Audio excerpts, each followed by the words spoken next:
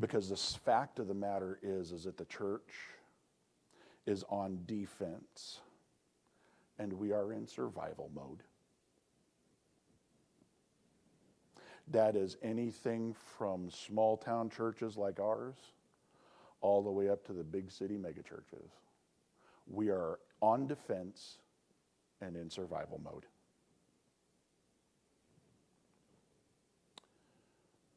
Because while I was doing the research for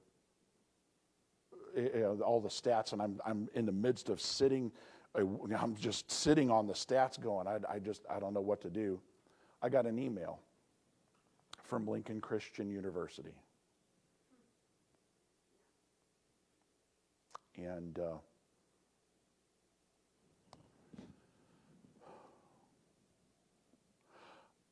talk about kicking a guy when he's down. This email did it.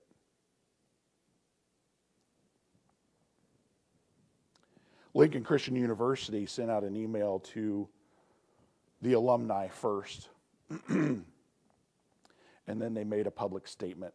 And it was the same thing that they told the alumni. It was just they told us first. You guys need to know what's coming down the pike. In this letter, this email, it's a letter. It came out in the form of an email to me. In this letter,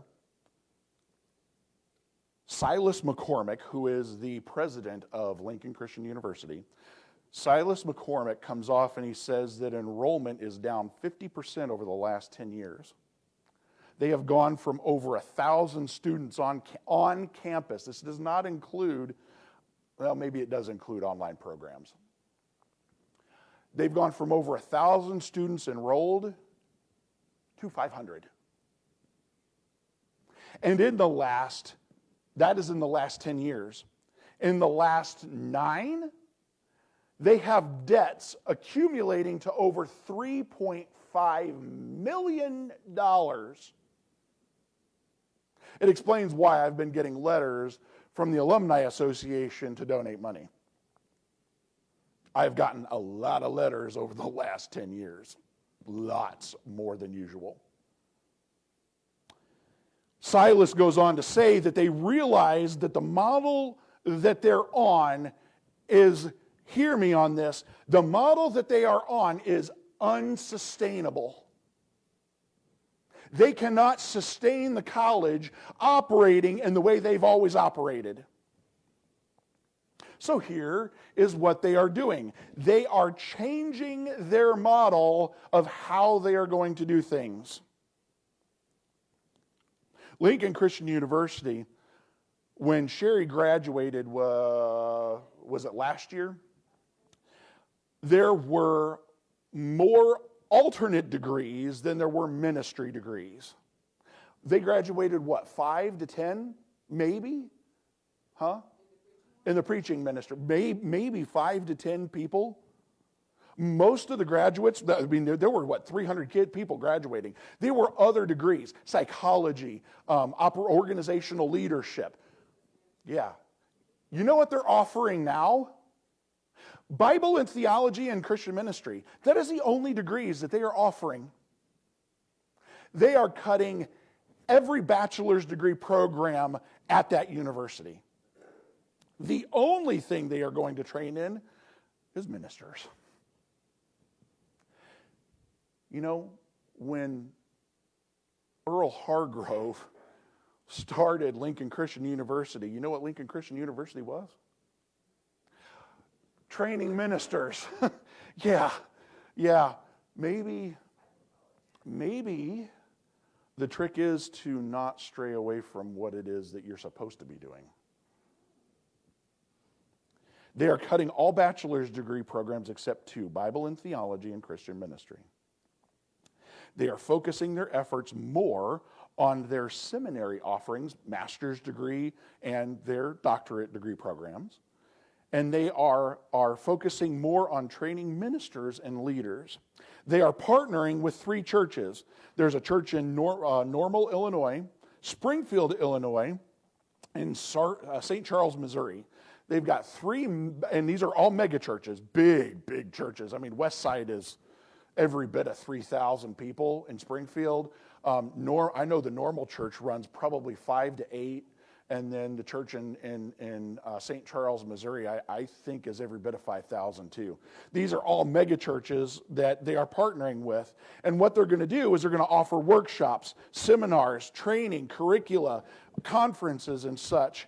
Silas McCormick goes, we need to train people in a biblical worldview. Really? Imagine that. What they're trying to do is to enable churches to train their leaders in a biblical worldview and leadership, which he goes on and admits, megachurches are already training up their own leaders in these areas. Right, wrong, or indifferent. The problem is, I'm not going to say every megachurch, but the problem is that most megachurches are not offering what I would call a biblical worldview. They offer a Jesus-only worldview, which is way different.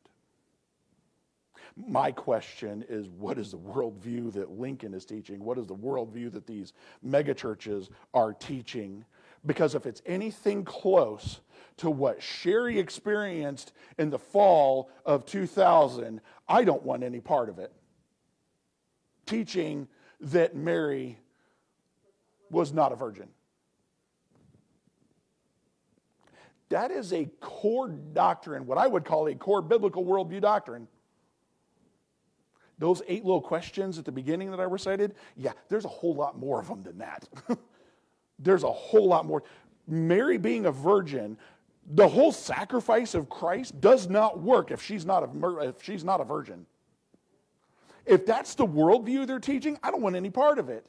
There is a reason that university is failing, because they have strayed away from a biblical worldview. They are so more liberal theology. Remember, we went through that a few weeks ago. Liberal theology. I'm not talking politics. I'm talking about liberal theology. They are so much more liberal, which is why they're not getting donations from the alumni. It's why I don't send them money. It's because they're too doggone liberal. Your theology is horrible. It's horrible. It's putrid. I don't want any part of it. In my professional opinion, this is just my professional opinion as a minister. In my professional opinion, they are floundering. This is what it looks like when a ministerial organization, be it a university, a church, or whatever it is, this is what they look like when they are floundering. They are desperate. They are on defense and in survival mode. Their moves look like a drowning man desperately trying to tread water before you're going to eventually sink and die anyway. If the Christian college mode is dead, then let it die. Don't leave it on life support. Let it die. Let the next thing that's going to come along replace it. Let it do its thing. Because for too long, the church has operated under the business as usual kind of mentality.